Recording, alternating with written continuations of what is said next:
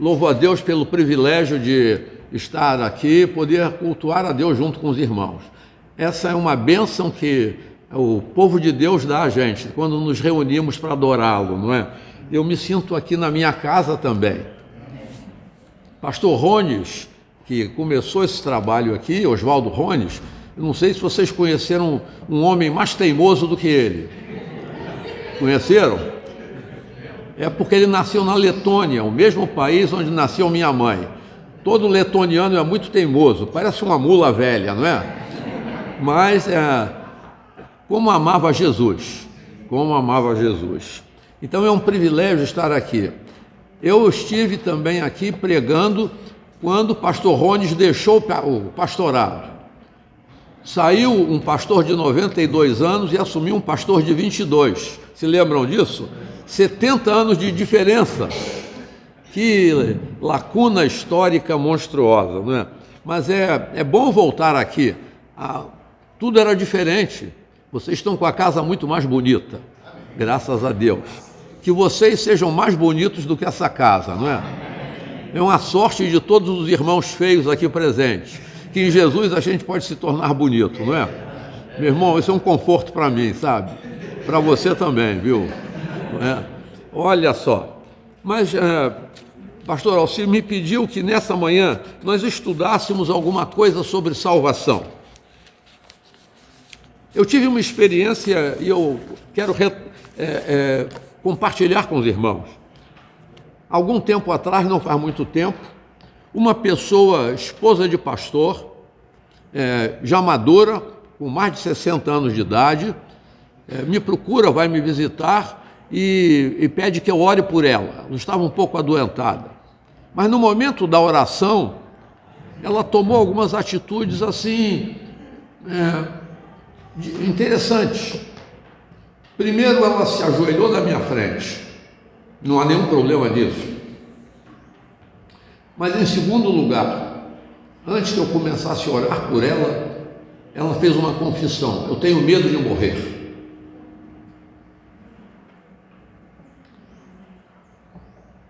É interessante porque há muito crente que tem medo de morrer. Uma coisa é não gostar de dor. Eu sairei daqui hoje e correrei para um sepultamento de uma serva de Deus, que foi uma diaconisa numa das igrejas onde eu pastoreei, que foi uma bênção. Era uma mulher decidida. O último encontro nosso foi lá na UTI, no hospital em Acari, quando ela já não respondia, mas eu pude orar e ministrar ao espírito dela ali e bendizer a Deus pela vida dela. Mas por que alguns crentes, ou pessoas que se declaram crentes, têm medo de morrer? Eu não vou perguntar isso a você. Eu não estou perguntando se você tem medo da dor. Eu também não gosto da dor. Mas há uma diferença muito grande. Se o Senhor chamasse a cada um de nós aqui, agora, nesse momento, qual seria a sua reação? Você estaria tranquilo na presença dele? A Bíblia nos relata a história de um rei chamado Ezequias. Esse camarada, ele teve uma experiência única na história. Se lembram dele? Ele foi contemporâneo de Isaías, século VIII a.C. E esse homem teve um privilégio. Deus manda para ele um recado: acerta a tua vida porque você vai morrer. O camarada, você vê que cabeça de bagre. Em vez de ele bendizer o nome do Senhor, porque se Deus disse isso para ele: acerta a tua vida porque você vai morrer, Deus estava dando uma oportunidade maravilhosa. Em primeiro lugar, tinha alguma coisa para acertar. Segundo lugar, ele ia se encontrar com Deus. O boboca do cidadão vira a cara para a parede e começa a chorar: eu não quero morrer, eu não quero morrer. Que coisa esquisita, não é? Que crente é esse? Vocês já perceberam que quando nós cantamos aqui e adoramos a Deus, a gente faz tanta promessa bonita, não é? Dr. Billy Graham dizia que o momento de maior hipocrisia na igreja é quando a gente canta, domingo de manhã. Porque a gente canta uma coisa, mas não tem coragem de viver aquilo que canta. Infelizmente, para muita gente é assim, não para todos, graças a Deus. Mas e se Deus chamasse você agora? A sua vida está certa? Eu não quero dizer com isso que a gente não erre. Eu erro. Mas você já pensou a alegria do seu encontro com Jesus? Já pensou que dia maravilhoso? Aliás, a gente canta isso, né? Mas então eu queria estudar com você nessa manhã alguma coisa sobre salvação. E eu queria que a gente terminasse hoje de manhã, não vou fazer um estudo exaustivo, mas que você terminasse com a segurança que Deus nos dá. Eu posso estar seguro de que a minha vida pode estar salva em Jesus. Ele faz a parte dele e eu tenho que fazer a minha parte. Mas quem faz a salvação, quem realiza a salvação não sou eu, é Ele. E essa é a nossa sorte. Então, é interessante que o vocábulo salvação, o sentido no termo grego é soteria. Soteria. Você repete comigo? Soteria. Isso é salvação. E salvação, dentro da Escritura, tem um significado muito rico. Pode ser livramento da morte, livramento do pecado, livramento do inimigo, livramento de tanta coisa, de tanto problema. Salvação. Pode ser livramento do tempo que nós estamos vivendo. Nós estamos vivendo um tempo difícil. Eu não sei se você vai ao mercado fazer compras, mas eu fui, acho que foi anteontem à noite. A gente fica apavorado, não é? Como é que os preços sobem? Deus é poderoso para livrar a gente até dessa opressão. Ele é maravilhoso. A gente tem que ajustar o hábito, não é? A gente não pode perder nada, tem que aproveitar tudo até o final, mas Ele livra a gente. Então, salvação tem um sentido muito amplo. Em alguns casos, a salvação ela é a capacidade de Deus de me livrar de mim mesmo. Porque muitas vezes eu penso alguma coisa errada ou eu quero fazer alguma coisa errada. Eu não sei se você já teve uma experiência assim. Só crente tem essa experiência. De vez em quando, o crente não vive em pecado, mas de vez em quando a gente fica nervoso, tem um problema e acaba querendo pecar. No trânsito, quando alguém dá uma fechada em você às vezes não diz nada, mas pensa algumas coisas muito interessantes sobre a mamãe do motorista. Não é assim? Você pensa que não devia. Você já percebeu, você já teve uma experiência? Às vezes a gente quer pecar e Deus não deixa.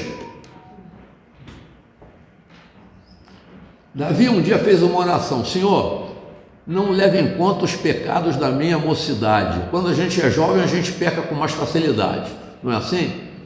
Mas eu sou velho, velho também peca. Não é? Mas aqueles pecados, a gente é muito enganado pela vista quando é mais jovem, não é? Tudo é colorido, tudo é bonito. Então a gente às vezes quer pecar, mas Deus, na bondade dele, manda a salvação de que maneira? Ele atrapalha a nossa engenharia do pecado. Já aconteceu isso com você? Você queria pecar, mas Deus não deixou?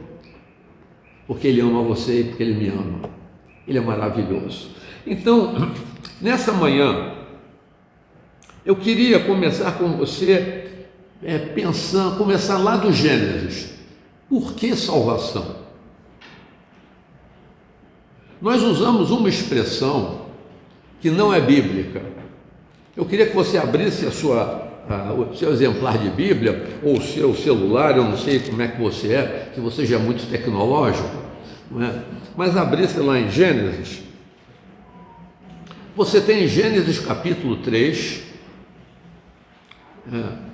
um fato novo na história. Gênesis 2 narra que nós fomos criados à imagem e semelhança de Deus. O que significa criado à imagem e semelhança de Deus? Em primeiro lugar, significa que nós pensamos. Em segundo lugar, significa que nós sentimos. Em terceiro lugar, significa que nós podemos nos comunicar, porque Deus faz tudo isso. Mas também tinha uma característica, lá em Gênesis 2.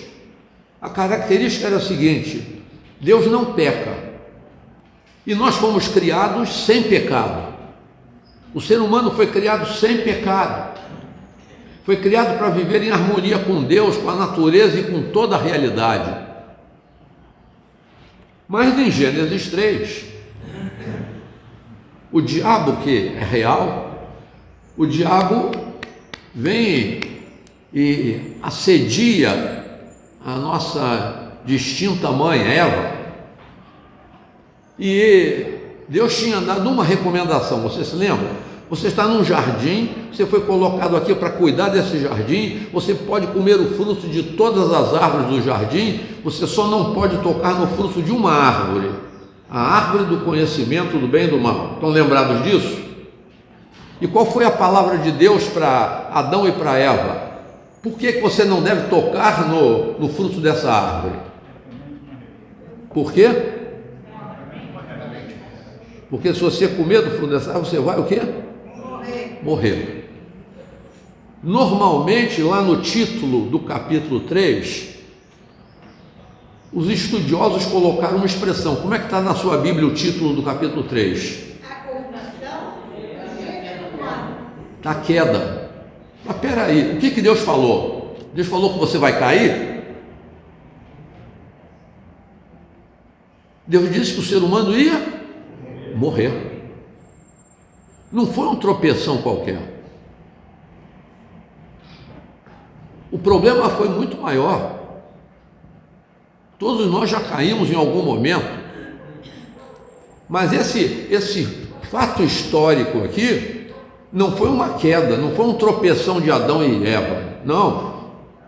Eles abriram a porta para que a morte, no sentido mais pleno do termo, entrasse na vida. Deus criou o homem para a vida. E nesse momento aqui, não houve queda, houve morte. E, lamentavelmente, essa morte, ela foi a quebra de 4 relacionamentos. Eu queria que você guardasse isso, não se esqueça disso jamais. A primeira morte, o primeiro relacionamento que foi quebrado, foi o relacionamento do ser humano com Deus. Isso gerou um tipo de morte. Qual é o nome dessa morte? Morte espiritual.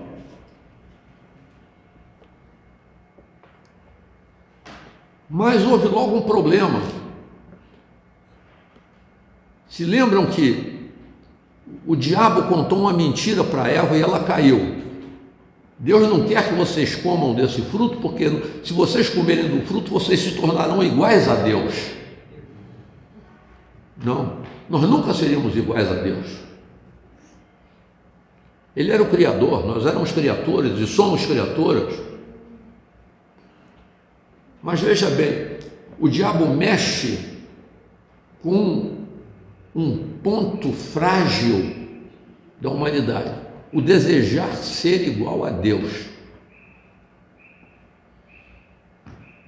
Então, a morte espiritual. Mas por conta da entrada dessa morte no mundo, a morte espiritual, aconteceu uma segunda morte. Adão caiu junto com a mulher. Mas vejam vocês, quando Deus confronta Adão, lá no texto de Gênesis 3, Adão não assume a responsabilidade. Ele diz: a mulher que tu me deste. Por que Adão não disse não? Existe um livro muito interessante que discute só esse ponto. Aonde estava Adão se ele estivesse do lado da mulher dele, quando o safado do diabo viesse tentar e dizia: arreda Satanás. Defenderia a mulher, mas ele não estava lá. Onde que ele estava? A gente não sabe. Mas essa omissão de Adão, ele era responsável também na queda. não foi só a mulher. Então você tem um segundo tipo de morte. O problema interno, o que a gente chamaria de morte psicológica. O pecado abriu uma janela para a gente ter um tipo de problema. Há pessoas que não se aceitam. Há gente que se acha feia. Eu sei que tem gente feia no mundo. Eu sou uma ilustração disso. Mas qual é o problema de ser feio? Tem até uma modinha, um samba que eu gosto muito, que diz que é dos carecas e dos feiosos que elas gostam mais, não é? Eu casei, estou casado há 46 anos com a mesma esposa, ela é bonita, eu cuido bem dela, mas ela casou com feio. Qual é o problema de ser feio? Mas tem gente que não se aceita, um se acha gordo, outro se acha magro demais, o outro se acha esquisito, né? Complexos. O pecado abriu uma janela para uma segunda morte, a morte psicológica, a morte do eu. A nossa realidade de alteridade só teria sentido numa relação perfeita com Deus. Mas aí, quando Deus pressiona Adão, ele joga a culpa na mulher. O problema é dela. A mulher que tu me deste, foi ela que pisou na bola. Aí você vai ter um terceiro tipo de morte, a morte das relações. Os homens começaram a brigar. A primeira briga do mundo foi uma briga de casal. Eu imagino que você não brigue com a sua esposa, mas é difícil não brigar com ela, né? A minha às vezes quer ir no shopping, eu detesto shopping. Lá tem um monte de coisa que eu não preciso. Eu não gosto daquele movimento. Eu confesso também que eu não gosto de lavar panela. Eu não sei se esse é o seu problema, mas por amor eu lavo panela. Eu tenho um hábito, cada coisa que eu sujo eu lavo na hora e boto no lugar. Ela tem um outro hábito, ela faz aquela montanha de coisas sujas e depois ela descobriu que por amor eu acabo lavando, sobra para mim, minha gente. Mas a gente sempre tem uma diferença, é ou não é? Mas às vezes as diferenças são irreconciliáveis. Aí tem briga, tem conflito. A briga entre os seres humanos. O terceiro tipo de morte é morte sociológica, a morte das relações. Se lembra da primeira morte? Qual era? Morte? Segunda morte? Morte psicológica, do próprio eu. Terceira morte? Morte sociológica, a morte das relações humanas, conflito humano, nasceu ali, mas tem uma quarta morte ainda. Se vocês perceberem no texto bíblico, Deus não amaldiçoou o ser humano. Deus ficou entristecido pela falha moral dos homens, mas se Deus tivesse amaldiçoado a nós não teríamos chance de recuperação. Mas Deus então diz o seguinte: maldita é a terra por conta de você. Por que razão? Porque eu dei a você o privilégio de governar tudo. Você se lembra? Quando Deus criou o universo todo, criou o homem, ele disse para o homem o seguinte: olha, você vai dominar sobre tudo. Mas Deus, mesmo entristecido com a falha humana, com a falha dos nossos pais, Deus não amaldiçoou Adão nem Eva. Ele disse: maldita é a terra por conta de vocês. Porque se Deus tivesse nos amaldiçoado, a gente não teria chance. Mas ele não fez isso. Ele deixou uma janela aberta. Você percebe a riqueza?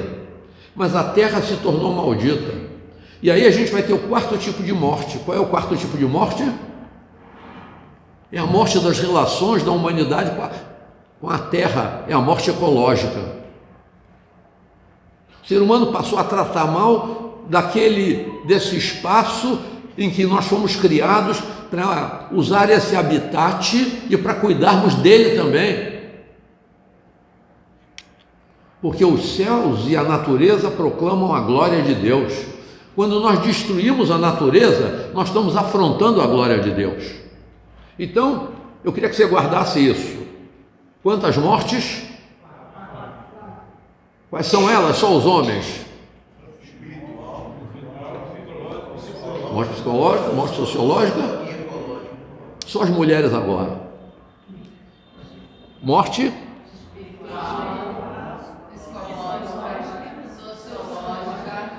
e ecológica. Vocês guardaram bem? Mas Deus lá no jardim do Éden, ele disse: olha, eu não vou deixar as coisas assim.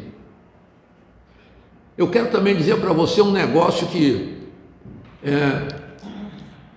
a salvação em Jesus não é um plano B de Deus. Não é um plano B. Eu vou agora dar um salto para fazer você entender isso. Você se lembra dos mandamentos? Quantos são os mandamentos? 10. São 10. Aonde eles estão registrados? No Êxodo, capítulo 20. Decore. Olha a estrutura que os mandamentos têm. Deus é inteligente. Você tem uma estrutura dos mandamentos muito interessante. Os 3 primeiros mandamentos, se lembra deles? Qual é o primeiro mandamento? 0. Vocês estão errados. Vai lá para Êxodo 20 para ver se é isso que está escrito lá. O primeiro mandamento é diferente, não tem nada de amarrar o teu irmão.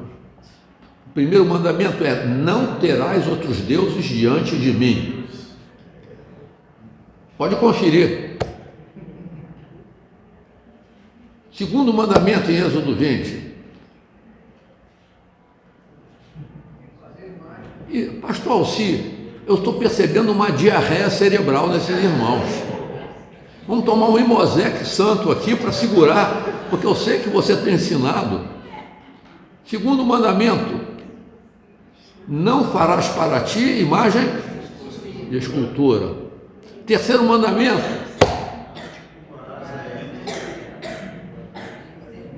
não tomarás o nome do Senhor teu Deus em vão. Você percebe o seguinte?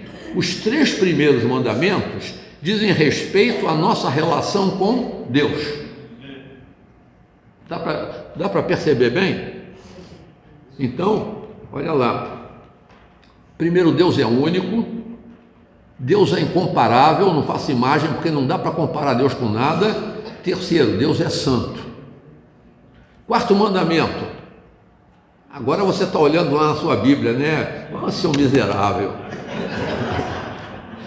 Quarto mandamento.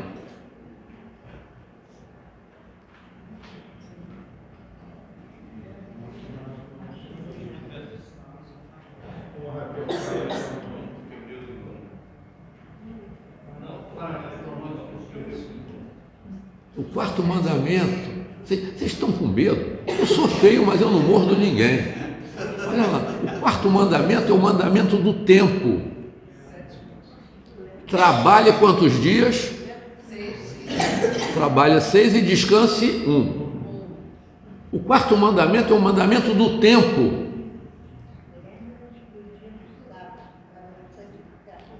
O quinto mandamento, esse você sabe de qual? Qual é o quinto mandamento? Honra teu pai, aleluia, irmã. Honra teu pai e tua mãe para que se prolongue os teus dias na terra que o Senhor teu Deus te dá. O quinto mandamento fala da relação de uma geração com a geração anterior.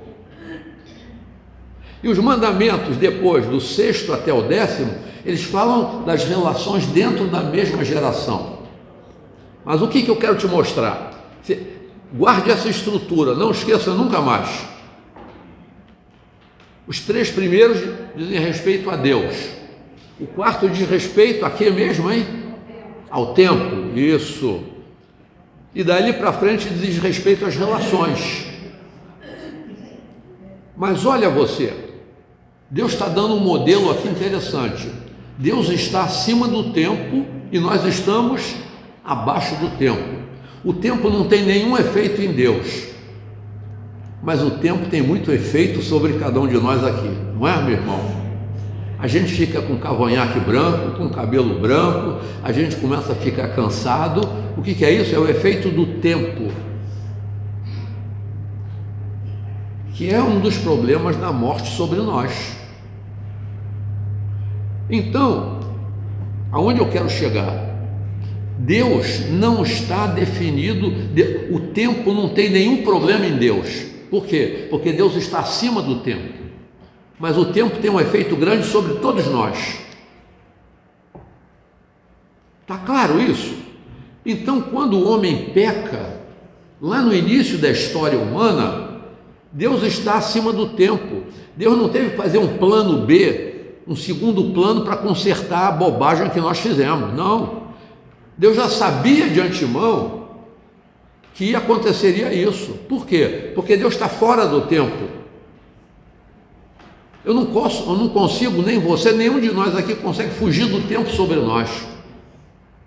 Eu disse para vocês, eu vou sair daqui algumas horas a mais, eu vou para um sepultamento. Eu estou falando do tempo. Imaginem vocês, Deus está fora do tempo, como se quando Deus olha para nós, ele olha o passado, o presente e o futuro, de um jeito só, porque Ele está fora do tempo. Você compreende isso? Não é muito fácil a gente compreender, mas essa é a realidade. Então veja bem, lá no momento em que o homem peca, Deus diz, olha, eu tenho o jeito para isso. A Bíblia vai usar uma expressão, que Cristo foi crucificado antes da fundação do mundo. O que ele está querendo dizer? O que a Bíblia está querendo dizer? Deus sabia do pecado, Deus já sabia, por que Deus permitiu? Ele não nos explicou isso, mas aconteceu, mas Ele não perdeu o controle. E essa aqui é a beleza da gente servir a Deus. Deus nunca perde o controle. Então naquele momento Ele disse, olha, eu tenho a solução. Ele amaldiçoa Satanás, ele diz que Satanás ia morder o calcanhar daquele que ele levantar, mas esse que ele vai levantar, que era Jesus, ia pegar a cabeça dele. Então você percebe como a história é maravilhosa. Deus lá prometeu que ia agir. Mas eu queria dar agora um texto bíblico para você. O livro mais antigo da Escritura, qual é? O primeiro livro a ser escrito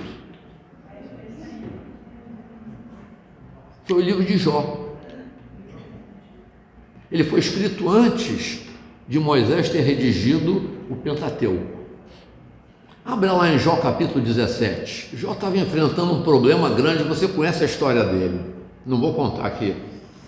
Mas Jó não estava entendendo o que estava acontecendo.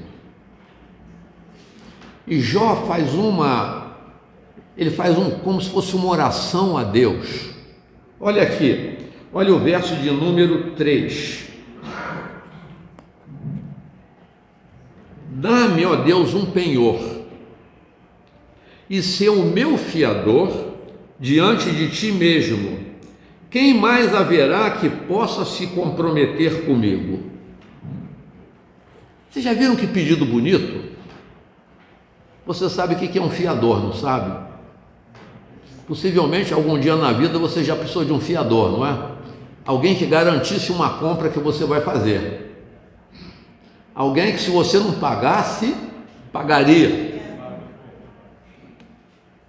Eu sei que tem algumas pessoas aí que já fazem isso propositalmente, sabem que não vão pagar, mas o fiador paga.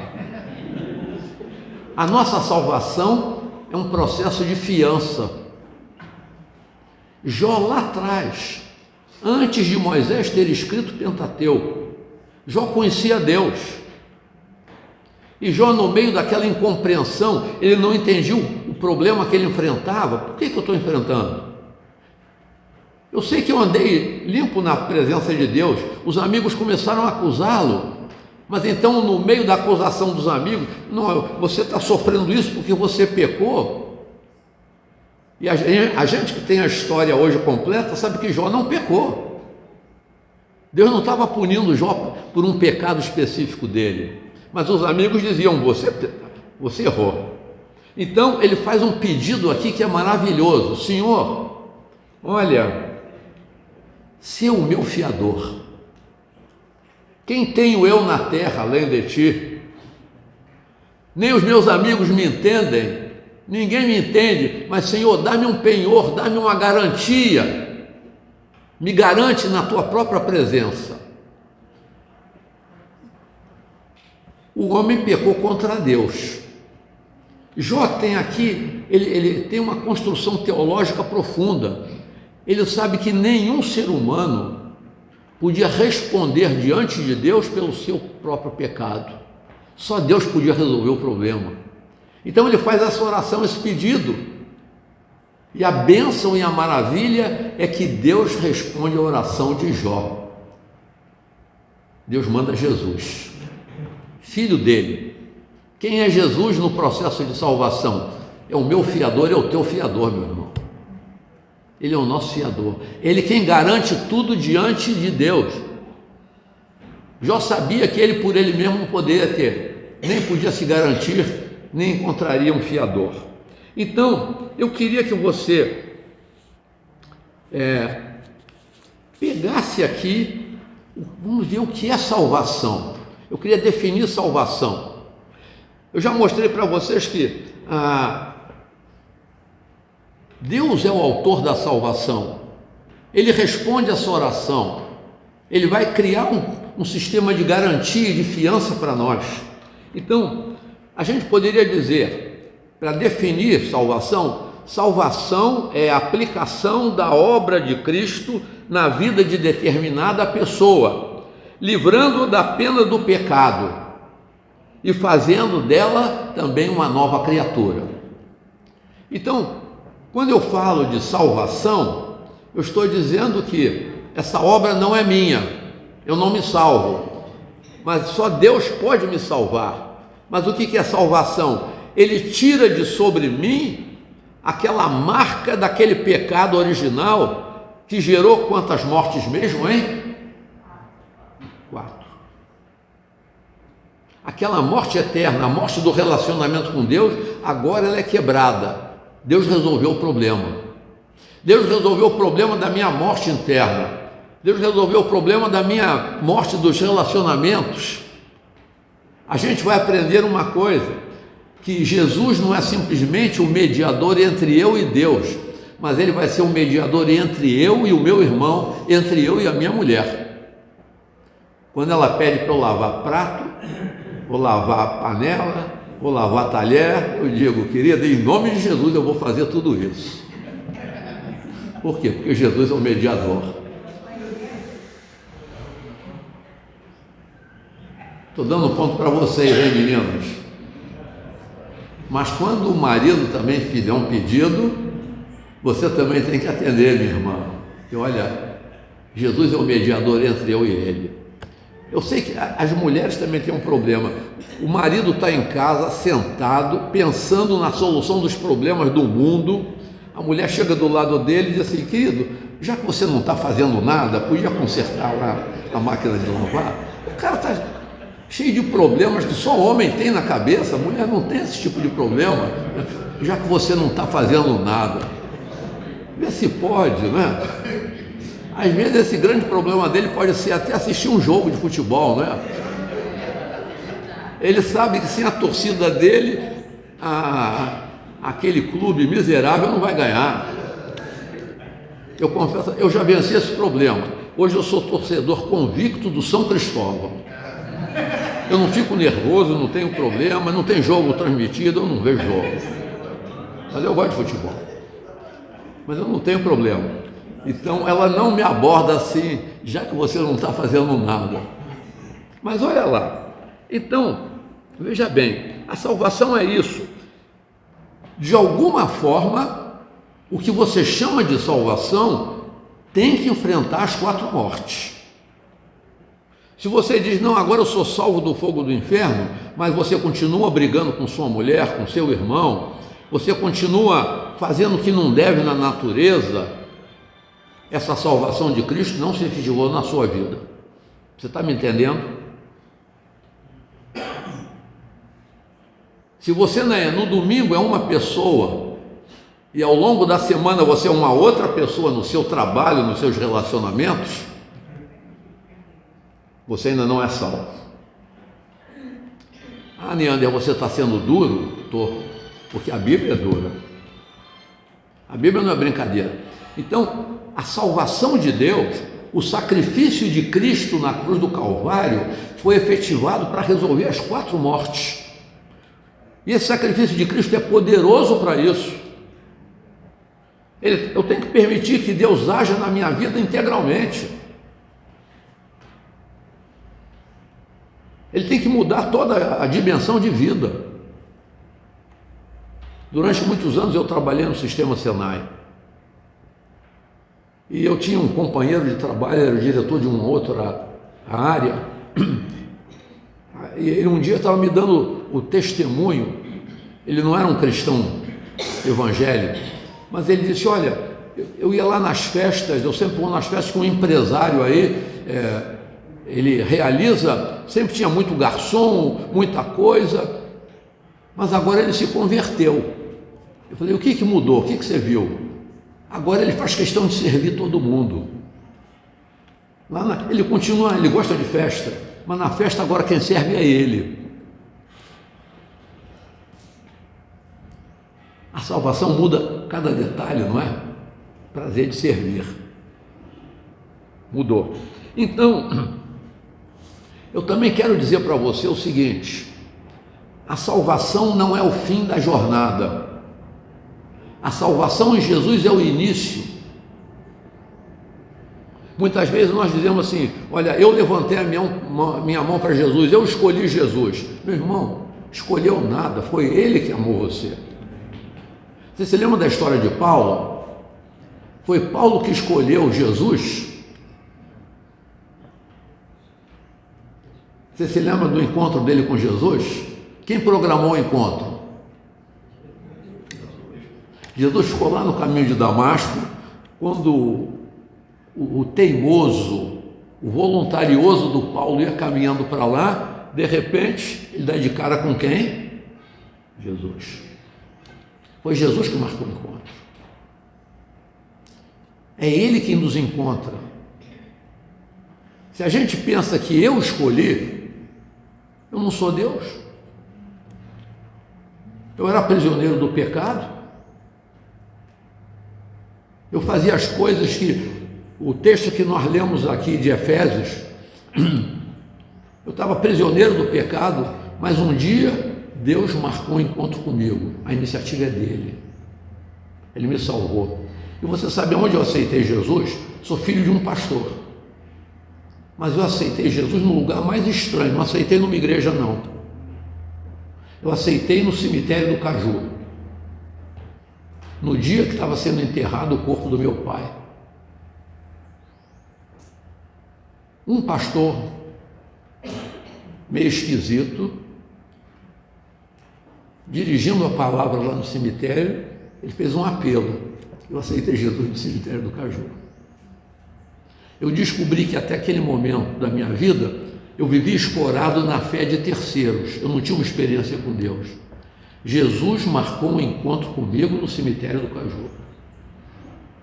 E ainda bem que não era eu que estava sendo sepultado lá, porque não tinha mais jeito de encontro, não é? Eu fui lá e saí de lá, mas eu saí do cemitério uma nova criatura, porque Ele se encontrou comigo. Você compreende isso? Paulo gritou: quem és tu? Eu sou Jesus, a quem você persegue. É Ele que marca o encontro com a gente. Isso não é maravilhoso? Se você hoje está aqui, você está aqui pela graça de Deus. Um dia Ele marcou um encontro com você. Amém. Um dia Ele encontrou você. Eu acho que cada um de nós podia dar um testemunho diferente, não é, pastor Alcir? Como é que Ele nos encontrou? Cada lugar tão estranho que Ele tem para encontrar, né? Mas Ele encontra. Por uma razão, porque Ele ama. Então, veja bem. A salvação é o início de uma jornada. Abra a sua Bíblia lá agora, por favor. Primeiro em Filipenses capítulo 2, o verso de número 12. Então, não se alegre e pense assim, olha, estou salvo, está tudo resolvido. Não, é o início da caminhada. A salvação é o início da caminhada. Então, olha o verso 12 do capítulo 2. Diz-nos aqui a versão que eu tenho. Assim, amados, como vocês sempre obedeceram, não só na minha presença, porém muito mais agora na minha ausência, desenvolvam a sua salvação com temor e... Marque na sua Bíblia.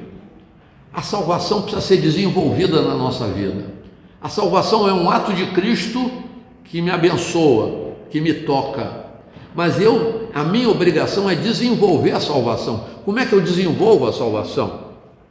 Segundo o texto, vamos lá para Hebreus, capítulo 5, começando do verso de número 12. A carta aos Hebreus fala de um problema que grande parte dos cristãos experimenta. Olha que coisa interessante. Começando do 12.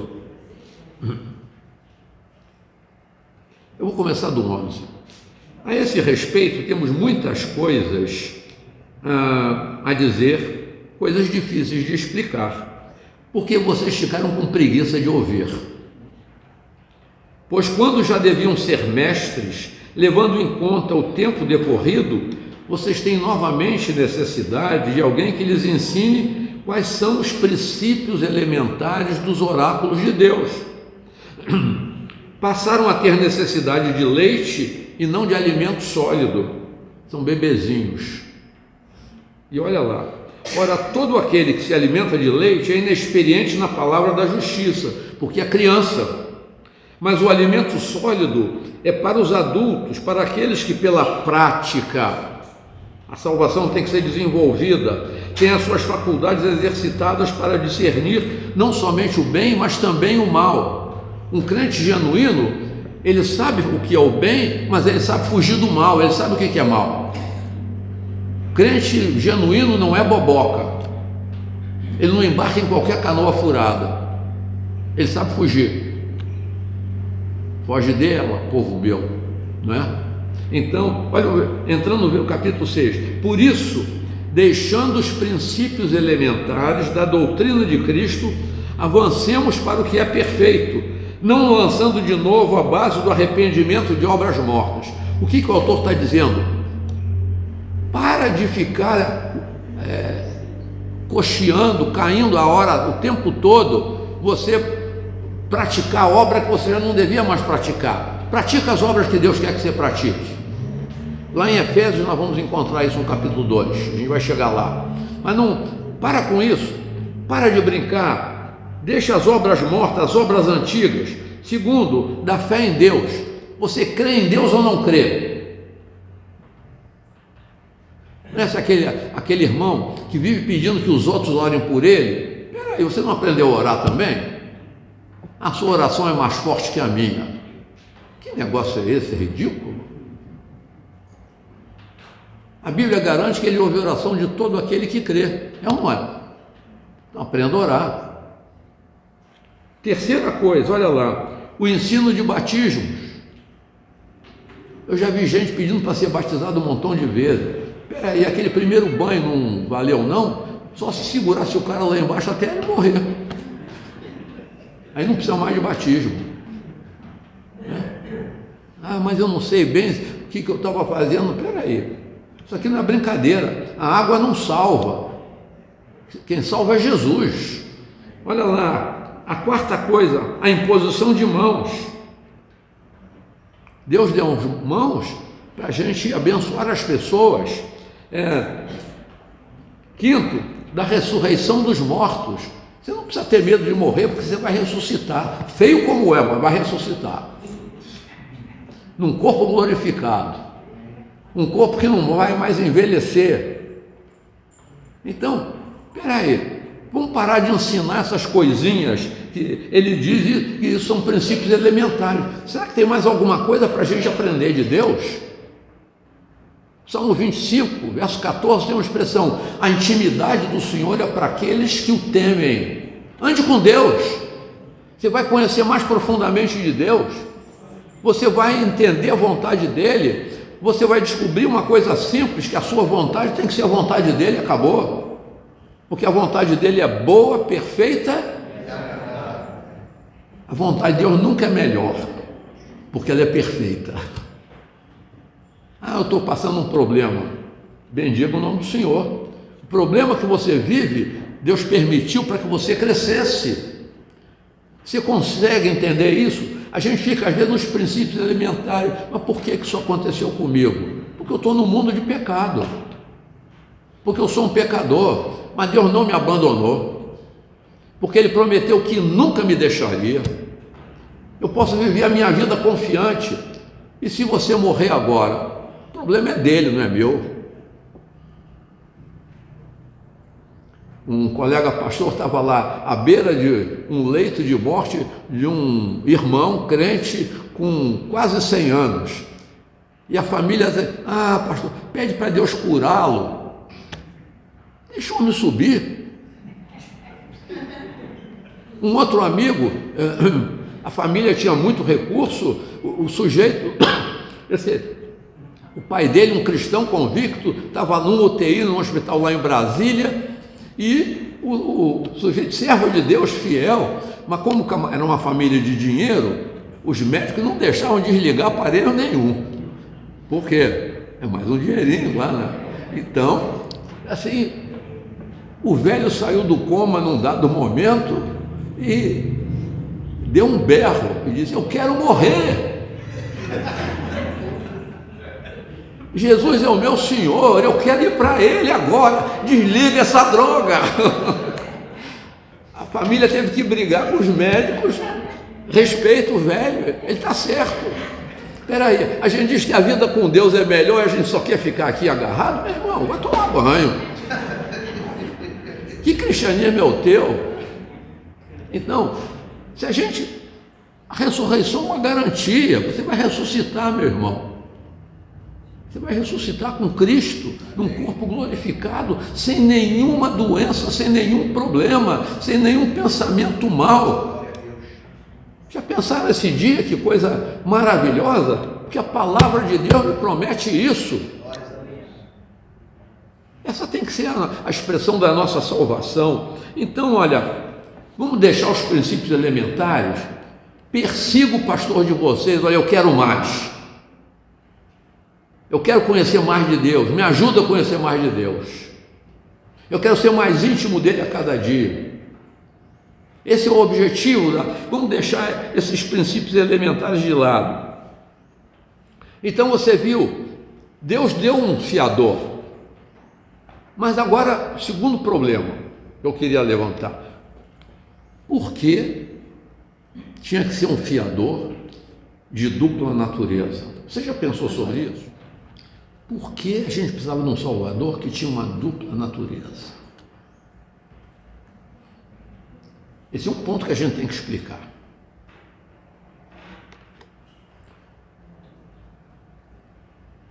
Vá para o Salmo 85. Você já viu lá em Jó 17 que Jó descobriu que ele não podia ter nenhum fiador aqui no mundo. Não haveria no mundo ninguém que o entenderia bem. Na realidade, não haveria no mundo nenhuma pessoa que pudesse representá-lo perfeitamente.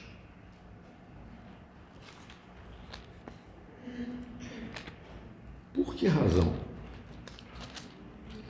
Porque na realidade toda a humanidade era igual a ele. O fato de Jó entrar em desespero, tem um outro texto de Jó, interessante, no capítulo 23, ele tem uma confiança radical em Deus. Deixa a sua Bíblia marcada no Salmo 85, mas eu vou ler, me veio à mente agora, esse texto lá de Jó, capítulo 23, é um texto bonito. Ele abre o capítulo 23 de Jó dizendo: a minha queixa é de um revoltado. Ele não entendia o problema dele. Ele diz assim: quem me dera onde eu soubesse encontrar Deus, então eu me chegaria ao seu tribunal, eu exporia diante dele a minha causa, encheria a minha boca de argumentos, saberia com que palavras ele me responderia e me entenderia o que ele fosse me dizer. Será que ele discutiria comigo segundo a grandeza do seu poder? Ele diz: não, eu sei de uma coisa, ele me atenderia. Essa oração de Jó é maravilhosa. Ele já tinha pedido um mediador, ele nem precisou ir à presença de Deus, porque o mediador foi a Deus. Esse mediador foi mandado pelo próprio Deus. Não poderia haver um mediador. Vamos imagine a seguinte situação. Meu irmão que estava dirigindo o louvor, qual é o seu nome? Adriano. Adriano. Vem cá, Adriano. Você tem pinta de um bom moço. Só pinta mesmo. Ele é um bom moço?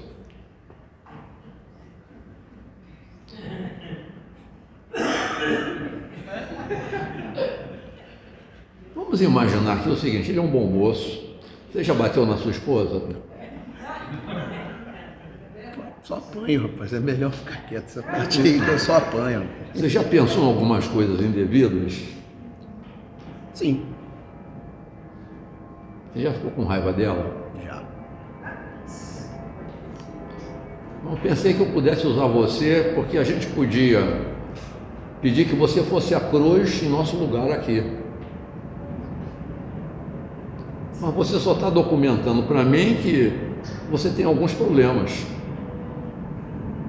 Você não é perfeito. Sim.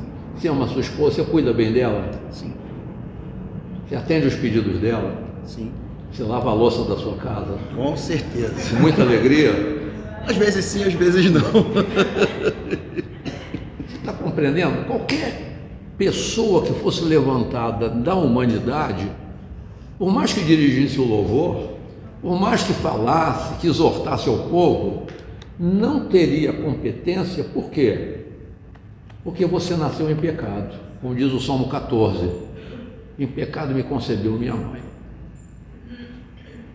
Então, você não teria condição de chegar diante de Deus representando todos nós, porque você também é exatamente um igual a nós, com as mesmas marcas que a gente tem. O único jeito para você era fazer uma oração como Jó: Senhor, já que ninguém me entende, todo mundo é como eu, que eu também não estou entendendo nada, o senhor quer arranjar um fiador para mim? Então você não serviu para Cristo não, pode sentar. Você compreende? Em toda a humanidade, ele está representando a todos nós. Não haveria ninguém que pudesse chegar na presença de Cristo e chegar lá e dizer: olha, eu sou íntegro, eu represento todo mundo. Segunda coisa, mas vamos imaginar que mesmo com os defeitos do Adriano, ele dissesse assim: olha, eu quero morrer em favor de todos vocês aqui.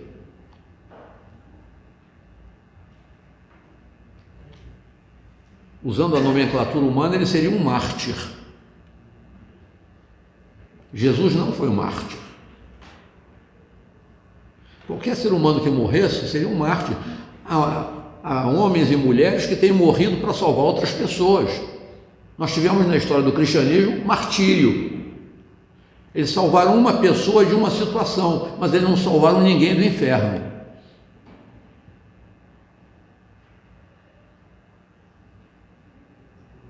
Mas vamos dizer que Deus aceitasse a oferta do Adriano e dissesse: tudo bem, Adriano, você vai morrer na cruz no lugar de todo mundo.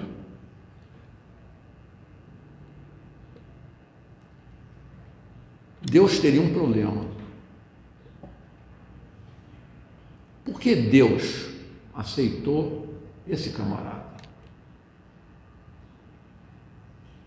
Deus foi injusto com ele.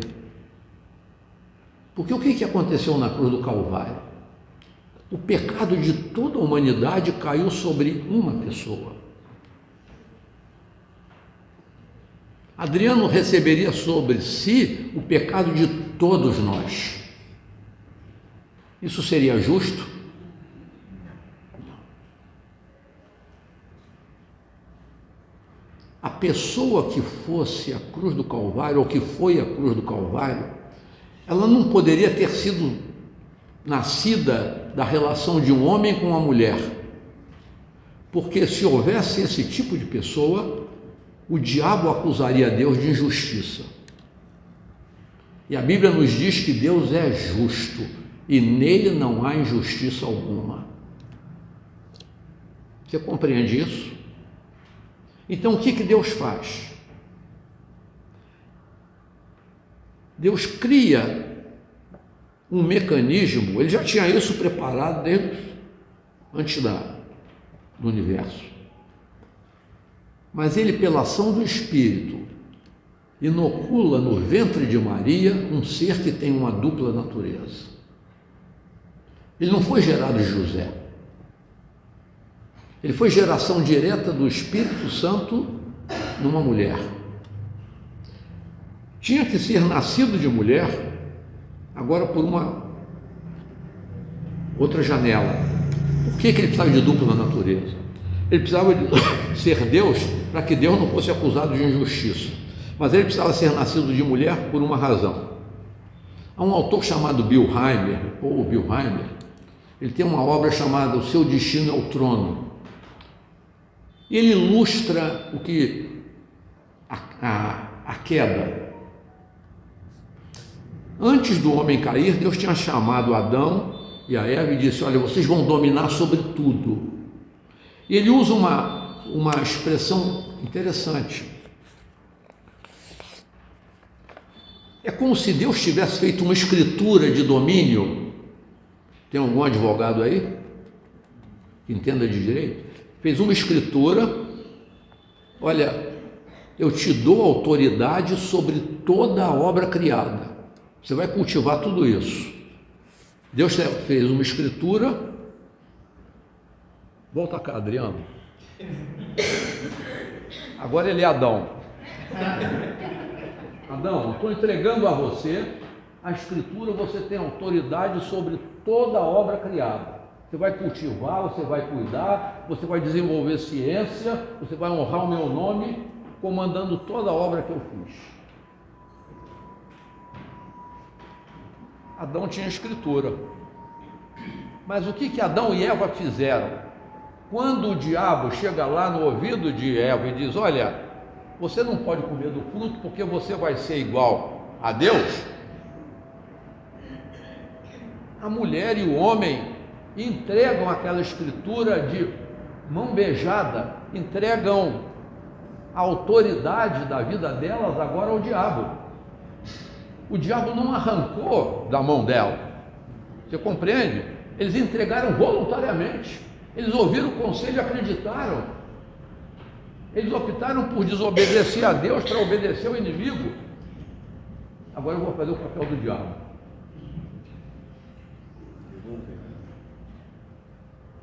O diabo ficou com uma escritura. Por essa razão, o diabo não é dono do mundo. Mas o apóstolo João vai dizer que o mundo jaz aonde? No maligno. Por quê? Porque o homem deu autoridade ao diabo para governar essa tragédia. Obrigado mais uma vez, Adão. Então, mas olha só que coisa interessante. Você se lembra quando Jesus estava sendo tentado? Mateus 4, estão lembrados? Estão ou não? Quando ele é tentado, o diabo vira para ele e diz: olha, se você prostrado me adorar, eu te darei toda a riqueza do mundo. O que Jesus disse? Qual foi a resposta de Jesus?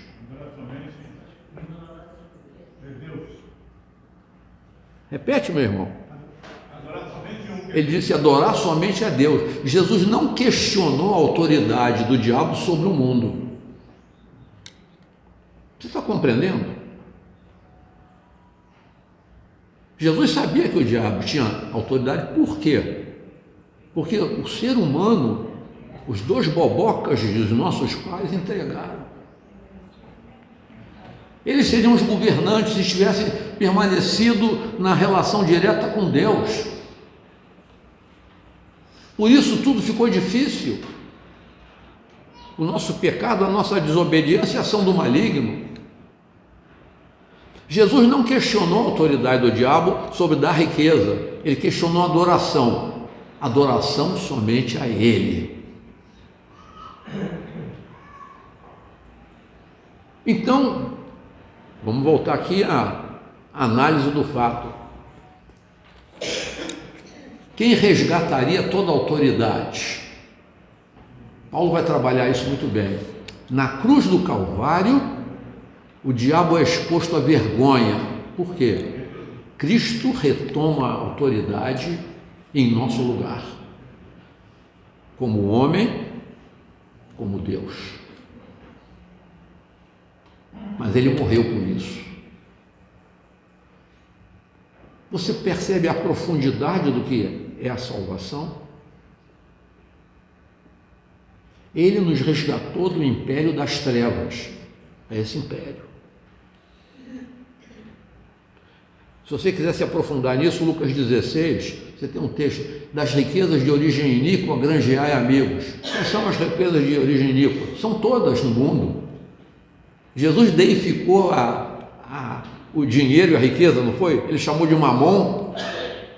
Por que o dinheiro exerce um poder tão grande em todo mundo? Então, meu querido irmão, um fiador. Mas olha que coisa, eu estou terminando, pastor Alcir, eu não quero me perder não, mas é bonito, não é bonito? Então, olha, vocês me dão mais 5 minutinhos, eu termino. Abra lá, por favor, Lucas 2. E depois Lucas 19. Fica com o Salmo 85 lá marcado. Lucas capítulo 2, verso de número 14. Quando Jesus nasce, aparece um coro angelical, coro de anjos. O que diz lá o texto? O que eles cantavam? Glória a Deus, aonde? Nas maiores alturas. E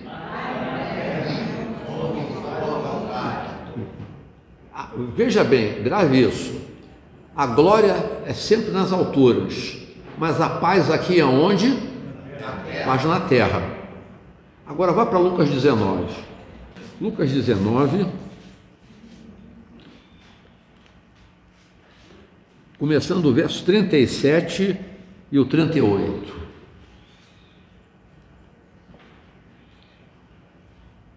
Quando Jesus se aproximava da descida do Monte das Oliveiras, toda a multidão dos discípulos começou com muita alegria a louvar a Deus em alta voz por todos os milagres que tinham visto. Diziam: bendito o Rei que vem em nome do Senhor. Paz aonde? Glória nas maiores alturas. Que coro era esse? Mas quem era o coro? Era anjo? Não, é um coro de gente. O primeiro coro de Lucas 2 é um coro de anjos. O coro daqui é um coro de gente. O coro dos anjos cantam glória a Deus nas maiores alturas e paz na terra. Agora, o coro de seres humanos canta glória a Deus nas maiores alturas. Paz aonde? No céu. Você está percebendo? A salvação, o Salvador de dupla natureza, ele vai fazer paz na terra e vai fazer paz no céu.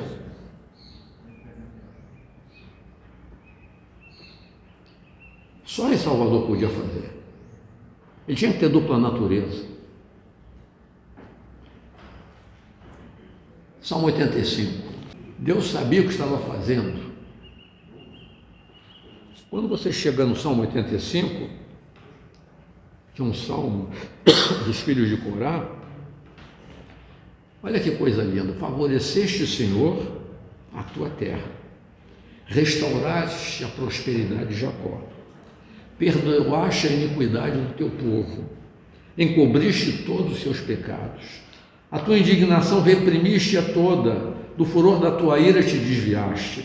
Restabelece-nos, ó Deus, da nossa salvação, da nossa soteria, e retira de sobre nós a tua ira. Estarás para sempre irado contra nós? Prolongarás a tua ira por todas as gerações? Será que não tornarás a vivificar-nos, para que em ti se alegre o teu povo? Mostra-nos, Senhor, a tua misericórdia e concede-nos a tua soteria, a tua salvação. Escutarei o que o Senhor Deus disser, pois falará de paz ao seu povo e aos seus santos, e que jamais caiam em insensatez. Próxima está a salvação dos que o temem, para que a glória habite em nossa terra. A graça e a verdade se encontraram, a justiça e a paz se beijaram. Da terra brota a verdade, dos céus a justiça baixa o seu olhar. Também o Senhor dará o que é bom, e a nossa terra produzirá o seu fruto. A justiça irá diante do Senhor, cujas pegadas ele transforma em caminhos. Na cruz do Calvário, graça e verdade se encontram, justiça e paz se beijam. A cruz é o ponto, a crucificação é a morte de Jesus e a ressurreição dele depois são o momento mais significativo de toda a história da humanidade. Porque ali, naquele momento histórico, foi feito na história, Deus entrou na história, ali Deus resolveu todo o problema do universo. Ele restaurou ali uma ligação que não podia existir. A justiça e a paz se beijaram. É em Cristo que isso acontece. Paz na terra e paz no céu. Para fechar o circuito da salvação. Você se lembra de Pentecostes, Atos 2? Jesus tinha dado uma instrução aos seus discípulos: não saiam de Jerusalém até que vocês sejam revestidos de poder. Isto é, Jesus já tinha prometido lá em João, capítulo 13 até o capítulo 16, que ele não deixaria órfãos, que ele mandaria o Espírito. Estão lembrados? Eu mandarei um outro Consolador. Mas olha, ele só vem se eu for. Se eu não for, ele não vai descer. Então, olha que riqueza de precisão do que Deus faz, da inteligência de Deus. Os discípulos ficaram em Jerusalém, e quando lá na festa de Pentecostes acontece aquele fenômeno fantástico aqui na terra, onde os discípulos falam, e tem gente que entende, lá são línguas variadas, lá não são línguas espirituais. Ali é definido que o Evangelho é universal. Mas naquele momento, quando os discípulos estão ali pregando, o Evangelho é compreendido por todo mundo de uma forma milagrosa. Aquele é um momento histórico onde a promessa de Jesus aos discípulos se cumpre. O Espírito cai, desce. Por que o Espírito desce? Nenhum de nós poderia saber o que aconteceria no céu, o que estava acontecendo. Nós precisávamos de um sinal na terra. Você compreende? Como é que nós vamos saber que Deus aceitou o sacrifício de Jesus? A gente só vai saber se a palavra dele for cumprida. Então, naquele momento que Jesus prometeu, se eu for e chegar lá, Deus mandará o Espírito. Significa que naquele momento, Deus aceitou o sacrifício de Jesus lá na glória, onde nós não vemos, mas onde nós veremos um dia. O Espírito foi liberado Então a gente teve aqui na terra um testemunho de que a paz que os anjos cantaram, que haveria de ser na terra, a paz também foi celebrada no céu. Nenhum de nós tem mais medo de Deus. Por quê? Ele é o nosso Pai. Isso é salvação. Deus aceitou, Deus fez a paz aqui, Deus fez a paz no céu. Você compreende o que é salvação? Desenvolva a salvação.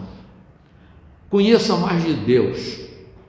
De acordo com o autor de Efésios, caminhe. Paulo vai dizer que nós somos o poema de Deus. Nós somos novas criaturas feitas em Deus para boas obras, as obras que Deus de antemão já preparou para que a gente andasse nela. Então, meu irmão, você pode ter hoje segurança da salvação. Jesus prometeu que quem o Pai desse a ele nunca perderia, ele não perdeu ninguém. Você pode ter certeza de que você é um servo de Deus, um filho de Deus, você foi adotado pelo Senhor, nada tira você das mãos de Jesus, ninguém, nenhum safado, nenhum pecado, nenhum diabo, nenhum demônio, ele não tem autoridade sobre nós estamos seguros nele. Aleluia, bendito seja Deus. Dá até vontade da gente virar pentecostal, né? Aliás, todo crente é pentecostal, porque sem Pentecoste não tem igreja, não é? Nesse sentido, tem que ter a descida do Espírito. Mas você percebe, 2 Timóteo capítulo 2, verso 19, tem essa expressão: mas a verdade de Deus permanece tendo este selo: o Senhor conhece os que lhe pertencem. Você pertence a Ele? Aleluia, irmã. É bom a gente poder dizer isso, né? Eu sou dele. Eu sou dele. Se você tem essa consciência de que você é dele, ninguém mais manda em você, só ele, meu irmão, você está seguro. Bendito seja Deus. Você não tem medo de ninguém. Você pode sair com muita alegria por essa vida fora. Que Deus te abençoe.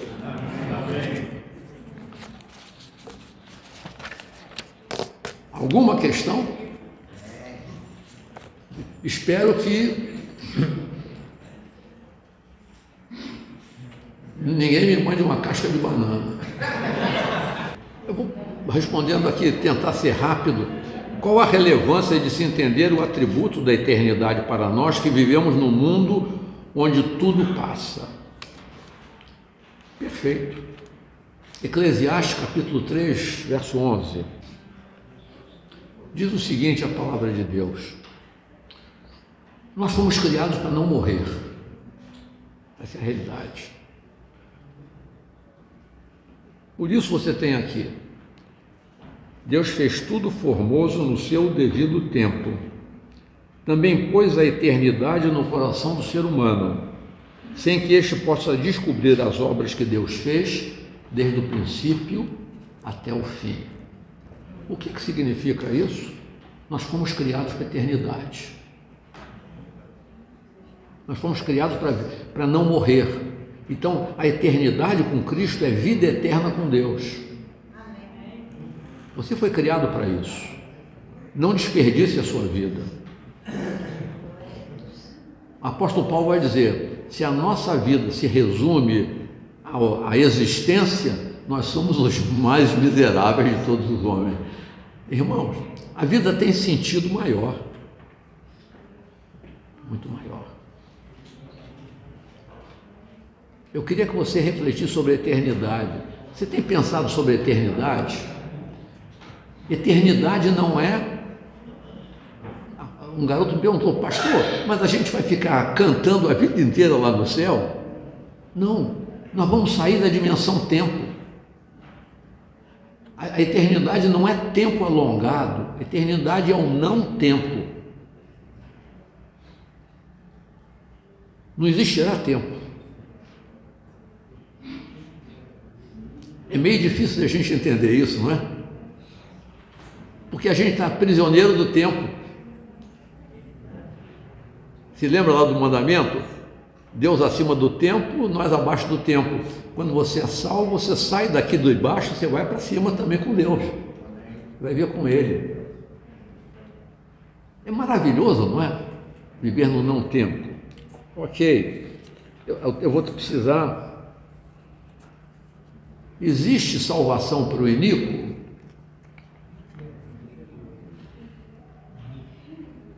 A Bíblia diz que Deus não tem prazer na morte do ímpio. Todos nós fomos iníquos em algum momento, é ou não é? Mas no nosso orgulho, a gente rejeitou Deus. A rejeição da palavra de Deus, se lembra da parábola do semeador? Aquela parábola mexe com a minha cabeça. Ela não é muito fácil da gente processar. Mas como é que tem gente que resiste ao amor de Deus? Como é que pode? Mas tem. Por orgulho. Um filósofo, Jean-Paul Sartre, ele dizia que o homem é o desejo de ser Deus. Quando a gente quer ser Deus, a gente está perdido.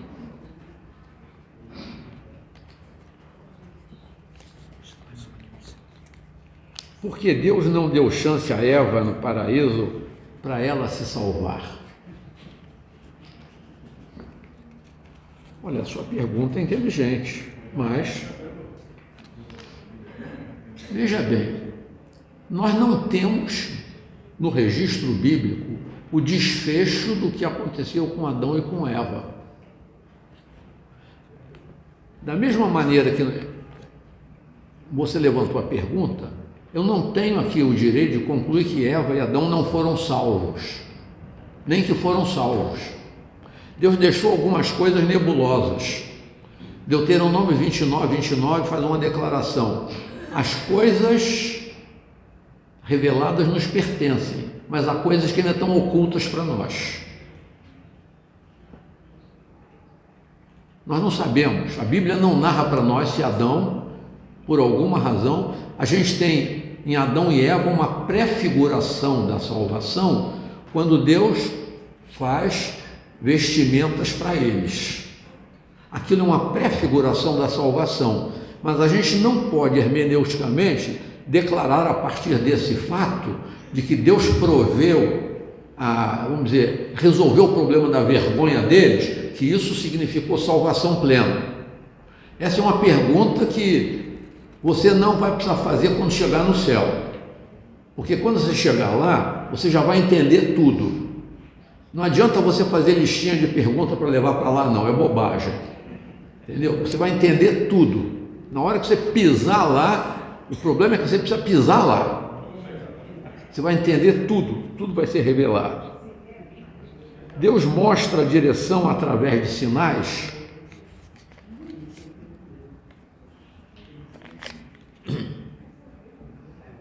Deus pode levantar sinais? Sim.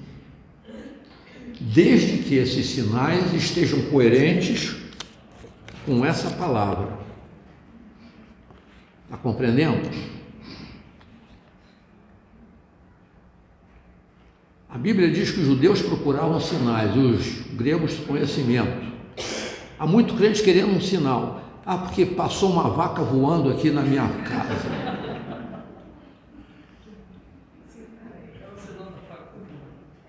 Será que você não almoçou uma feijoada caprichada? Deus pode dar sinais? Sim. Deus se revela por sonhos.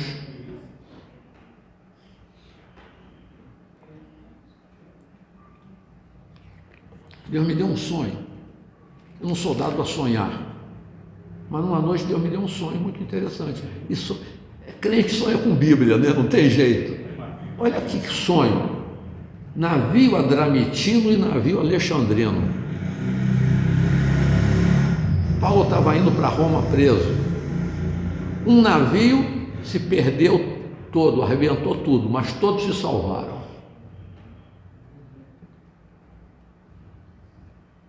3 dias depois, eu entendi por que Deus mandou aquele sonho para mim. Um filho meu fez uma bobagem.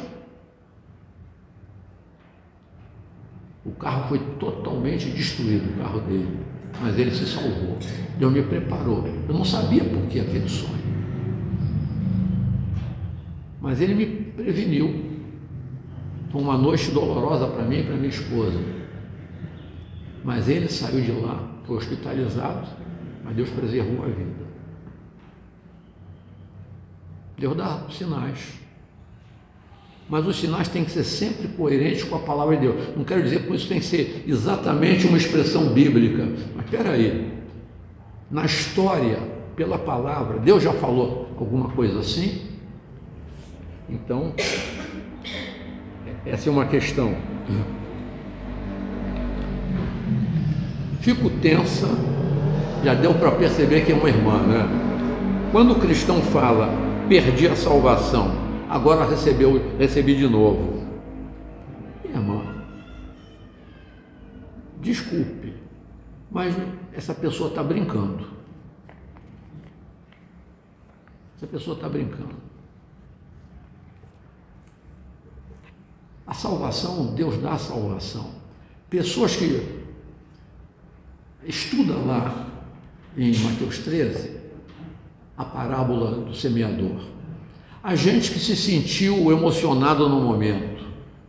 Jesus marca aquilo ali. Jesus colocou que você tem uma porta estreita e uma porta larga. Tem gente que quer um evangelho de porta larga, ele é de porta estreita. Então tem gente que quer as bênçãos de Deus, mas não quer, e os mandamentos do Senhor não são pesados. Isso aqui Davi colocou, não é? Você tem prazer em servir a Deus? Com sinceridade de coração, tem ou não tem? Você poderia ser alguma outra coisa? De jeito nenhum. Então, quando você tem a convicção de que Ele te encontrou, esse tipo de gente que tem isso aqui, são as pessoas, olha, eu aceitei Jesus, fui eu que escolhi Jesus. Pobrezinho dele, eu escolhi porque ele estava muito sozinho. Abaixa as favas. Foi ele que me encontrou. Os discípulos um dia disseram para Jesus, vocês também que muita gente abandonou Jesus, né?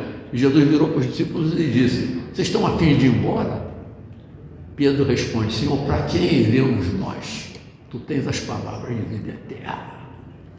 Ser cristão é não ter alternativas, estão compreendendo? Se você tem alternativa, você não é cristão. Desculpe a dureza. Entende? Esse cristão gangorra que está lá em cima, lá embaixo, lá em cima, lá embaixo, vai tomar banho. Vai tomar banho. Onde eu acho na Bíblia a comprovação de que o livro de Jó é o primeiro livro escrito da Bíblia. Você não vai ter esse testemunho com clareza, mas o livro de Jó, ele apresenta a chamada era patriarcal, a era dos patriarcas. Essa era dos patriarcas, ela foi anterior a Moisés. É a era de Abraão, os patriarcas. A Bíblia apresenta no Gênesis o texto de Abraão, mas o livro de Jó está ambientado nessa era patriarcal. Não se fala de reino, de outra nação, se fala de uma era patriarcal. Por isso que essa era historicamente é a mais antiga. Isso é entendido que essa é a razão que define o texto ser o texto mais antigo. Você não tem referência à lei, você não tem referência nem a Abraão, você não tem nenhuma outra referência ao povo estruturado como um todo. Compreende? Última pergunta. O senhor é pré ou pós-tribulacionista? Sei lá. Eu só sei uma coisa, meu irmão. A gente precisa se fixar num ponto. Você tem direito de ser... Aliás, tem crente que vive na tribulação todo dia, alguns porque querem, né? Mas, olha, há pontos da Escritura, aquilo que não são absolutamente claros para nós. É uma questão de interpretação. Quando Jesus, um dia, o jovem rico pergunta, chega para ele e diz, mestre, o que farei para herdar o reino de Deus? E Jesus pergunta, o que diz a Escritura? Como é que você interpreta? pontos da Escritura que são passíveis de interpretação. Então, você chega em alguns momentos que você pode ter uma interpretação, fazer uma divisão de um jeito, uma divisão de outro jeito. Você tem direito de fazer uma escolha. Mas você precisa estar ciente do seguinte: se você não tiver certeza daquilo que é claro, não adianta fazer essas escolhas.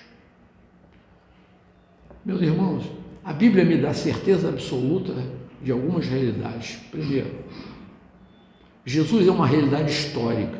Ele veio, ele encarnou, ele viveu aqui, ele morreu aqui. É uma realidade que na história demonstra que Deus aceitou o sacrifício dele. Ele declarou que ele voltaria. As profecias do Antigo Testamento sobre Jesus, elas foram sobejamente cumpridas. Deus comprovou historicamente que a Bíblia é verdade. Mas há alguns tópicos da Escritura que a gente precisa ir aguardando os tempos. Então a gente precisa tomar cuidado. Volto ao ponto, você pode adotar uma linha, mas é uma linha de interpretação. Então, a minha sugestão a você, fixe numa coisa: ele vai voltar. Tenha segurança da sua salvação. Isso aí é evidente, está escrito, eu não preciso ter dúvidas. Ele vai me buscar, eu vou morar eternamente com ele. Então, alguns detalhes, amilenismo, pré-milenismo, pós-milenismo, pré-tribulacionismo, pós-tribulacionismo, são questões que você vai encontrar na cristandade, gente com todas as ideias. É um direito. Mas eu queria encontrar com essa turma toda lá em cima, porque a gente vai descobrir uma coisa: muita gente pensou e errou. Mas não pode errar num ponto. Cristo é o teu Salvador e Senhor da tua vida. A vontade dele é a tua vontade. Se isso está resolvido. Então, estude essas correntes, mas não brigue por elas. É igual o arminianismo e o calvinismo, não é? O monergismo ou sinergismo, como eu prefiro nomear. Eu não sei. Eu sei uma coisa: ele me salvou. Isso encheu a minha vida de alegria e de sentido. A vida tem sentido para mim e a eternidade também tem sentido. O resto é o resto.